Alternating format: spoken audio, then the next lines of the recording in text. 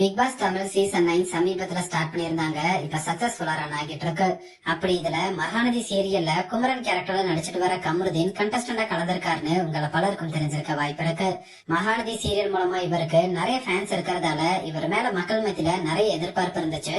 ஆனா கமருதீன் பாத்தீங்கன்னா ஆரம்பத்துல இருந்தே எல்லாரு கூடயும் சண்டை போடுறது, அடிக்கடி ரொம்ப கோபப்படுறது, டபுள் மீனிங்ல ஆபாசமா பேசுறதுன்னு பல விஷயங்களை பண்ணிட்டு வராரு. அதுலயும் முக்கியமா இவரும் பார்வதியும் ரொம்ப பசிக்குதுன்னு சொல்லி டபுள் மீனிங்ல ரொம்ப ஆபாசமா பேசினதும், இவர் தன்னோட எக்ஸ் கேர்ள் ஃபிரெண்ட் பிரதீபா பத்தி பேசினதும் இவருக்கு நிறைய கெட்ட பேரை வாங்கி கொடுத்திருக்கு. சோசியல் மீடியால நெட்டிசன்கள் பலரும் கமருதீனோட செயல்களை பயங்கரமா விமர்சிச்சுட்டு வராங்க.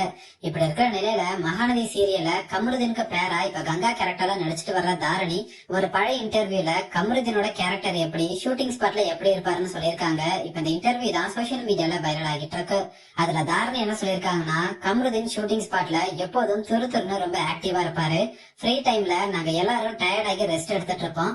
ஆனா கமருதீன் பாத்தீங்கன்னா உடற்பயிற்சி பண்றது, பாட்டு போட்டு வைப் பண்றதுன்னு ஏதாவது பண்ணிட்டு சுறுசுறுப்பாவே இருப்பாரு.